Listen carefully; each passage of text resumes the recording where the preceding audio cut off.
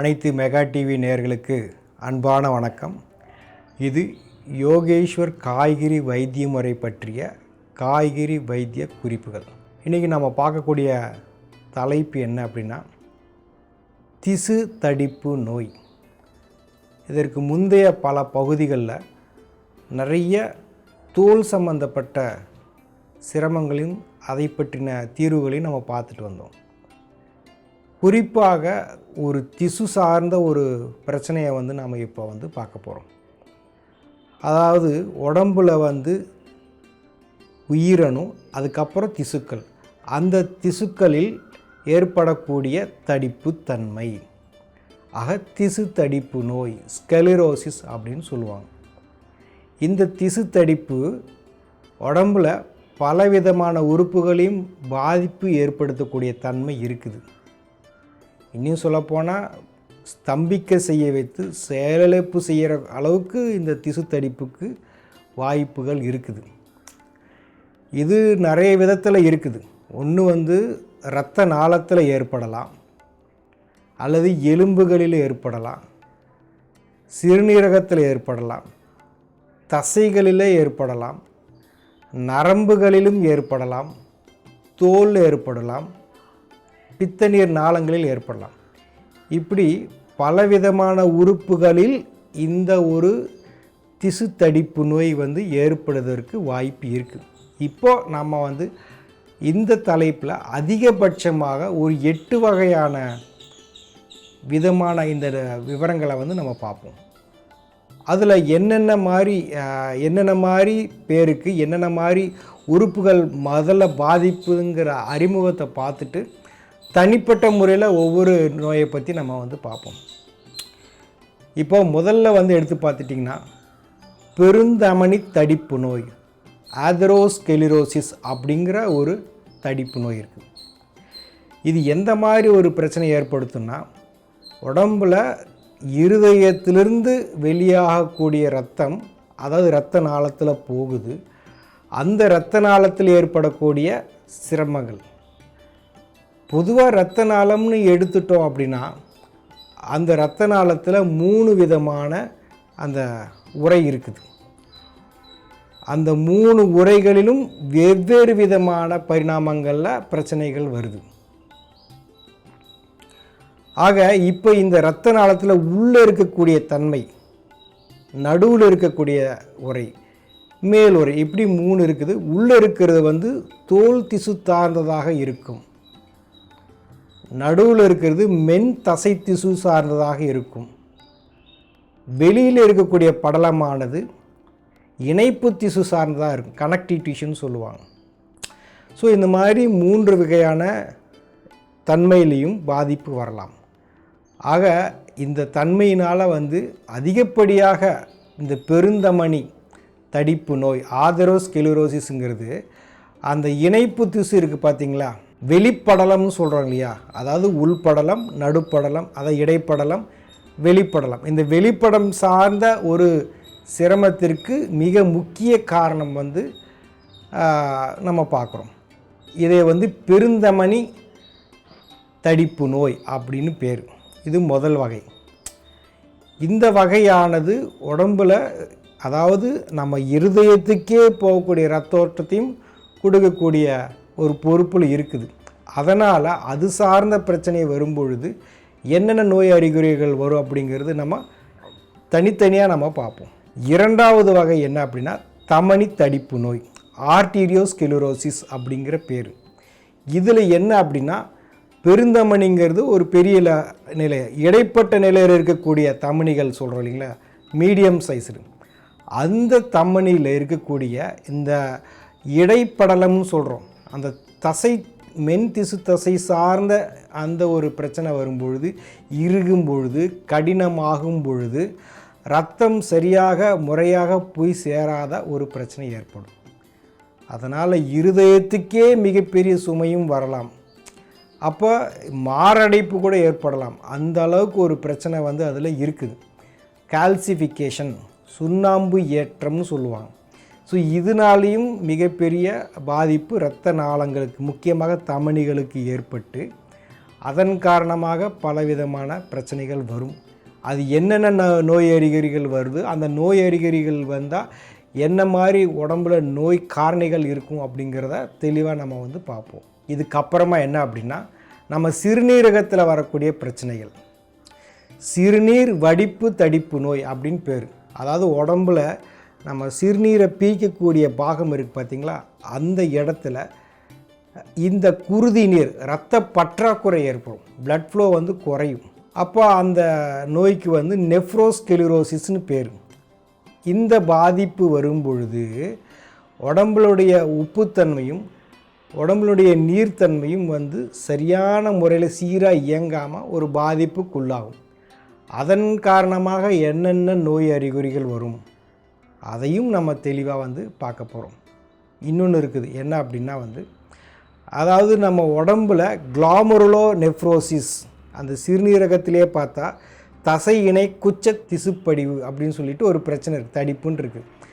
அது இந்த வடிப்பில் இருக்கக்கூடிய அந்த திசுக்கள், முக்கியமான திசுக்கள், அதில் ஏற்படக்கூடிய தழும்பு கிட்டத்தட்ட வந்து பார்த்தா குருதி இன்மைன்னு சொல்லலாம். இதுக்கு முன்னாடி குருதி பற்றாக்குறை சொன்னோம், இப்போ இங்கே வந்து குருதியே இல்லை, ரத்தமே இல்லை. அந்த மாதிரி தன்மைக்கு என்னென்ன மாதிரி அவங்களுக்கு அறிகுறிகள் வரும், அதற்கு என்ன தீர்வு, அதையும் நம்ம வந்து பார்க்குறோம். இப்போ இந்த 4 வகையை பார்த்தாச்சு.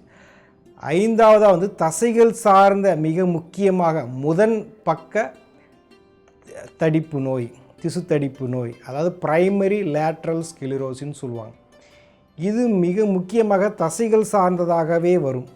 அப்போ அந்த பாதிப்பு வரும்பொழுது, இந்த கடினமாகக்கூடிய தன்மை வரும்பொழுது என்னென்ன மாதிரி நோய் அறிகுறிகள் வரும் அதையும் நம்ம வந்து பார்ப்போம். 5வது முடிஞ்சு 6வது பார்க்குறப்போ, இந்த உடம்புல தோல் சார்ந்த தோல் திசு இருக்குது பார்த்திங்களா, அதில் ஏற்படக்கூடிய ஒரு தடிப்புத்தன்மை, அப்போ சிஸ்டமிக் ஸ்க்லெரோடெர்மா அப்படிங்கிற ஒரு பிரச்சனை வந்து வரும்.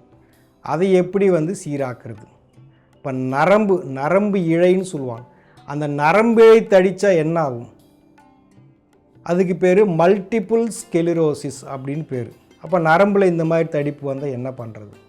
நம்ம உடம்புல பித்த நீர் இருக்குது, அந்த பித்த நீரை வந்து சுரக்கக்கூடிய அந்த இடத்துல அந்த பித்த நாளங்கள் தக்க வச்சுக்கிறது, அதில் கூட தடிப்புத்தன்மை ஏற்படும்.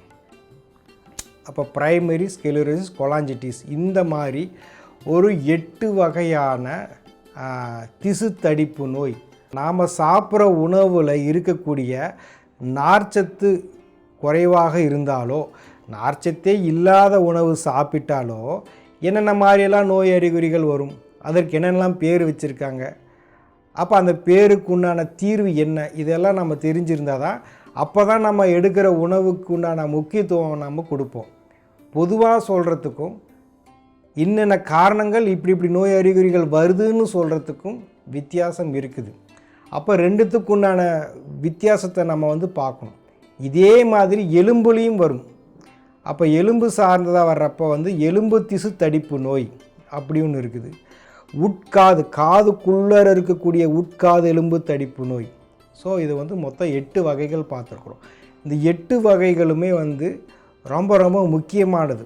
அதாவது உடம்புல ஒரு இடத்துல வந்து ஒரு பாதிப்பு ஏற்பட்டு அதன் காரணமாக தலை சுற்றுது, வாந்தி வருது, பேதி ஆகுது அப்படின்றது ஒரு பொதுவான நோய் அறிகுறி தான்.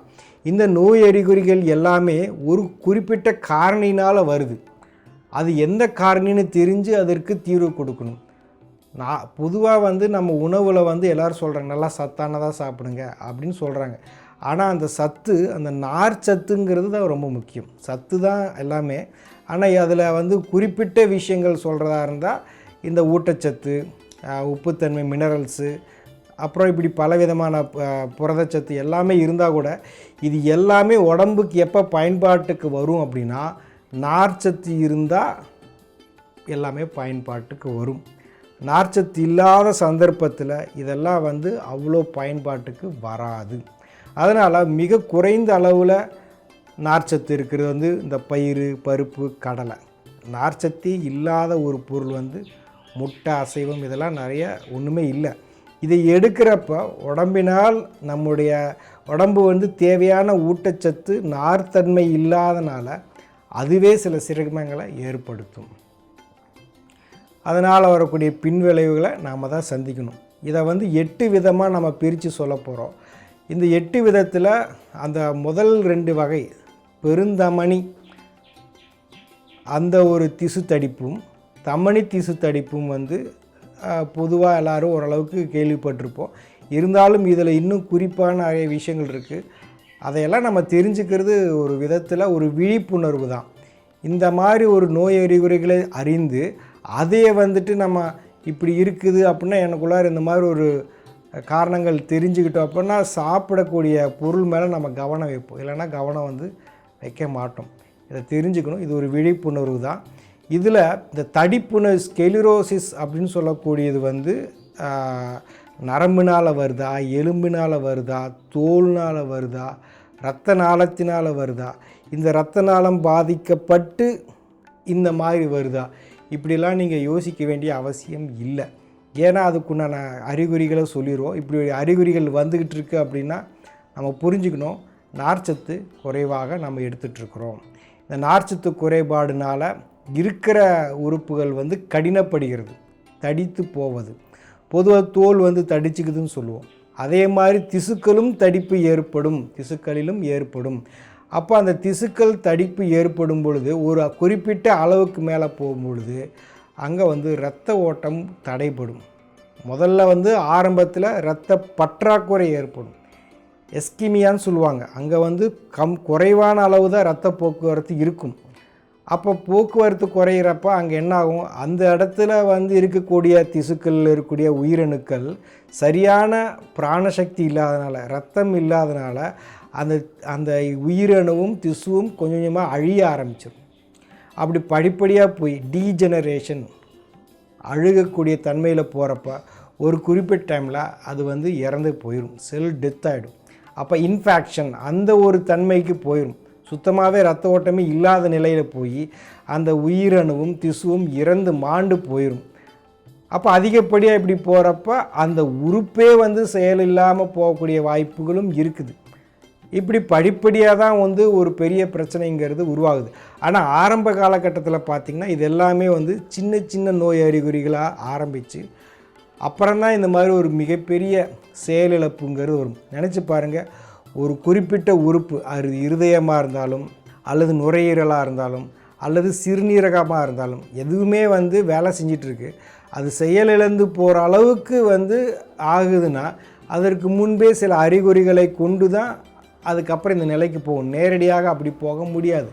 அப்போ அது எந்த மாதிரி அறிகுறிகள் நம்ம தெரிஞ்சிருக்கணும். நம்ம சாதாரணமாக சொல்கிறோம், சும்மா தலை சுற்றுதுன்னு சொல்கிறோம். அந்த தலை சுற்றுறதுக்கு ஒரு வைத்தியம் பார்த்தா சரியாயிடுமா? ஆனால் அதில் உடம்புல எத்தனை பிரச்சனை இருந்தால் அந்த மாதிரி ஒரு நிலை வந்து ஏற்படும். ஆக இருதயத்துக்கு போகக்கூடிய இரத்த ஓட்டம், சிறுநீரகத்துக்கு போகக்கூடிய இரத்த ஓட்டம், கழுத்து தலைக்கு போகக்கூடிய இரத்த ஓட்டம், தோலுக்கு போகக்கூடியது, அதுக்கப்புறம் இப்படி சொல்லிகிட்டு இருக்கக்கூடிய எலும்பு எல்லாத்துலேயுமே வந்து சரியான சீரான ஊட்டச்சத்து இல்லாத காரணத்தால் இப்படி ஒரு நிலை எலும்பு அளவுக்கும் வந்து ஏற்படுது பாருங்கள். பித்த நாளத்திலையும் ஏற்படுது. பலவிதமான இந்த ஒரு தன்மையின் காரணமாக உடம்பினுடைய ஆரோக்கியம் குறைஞ்சிக்கிட்டே வருது.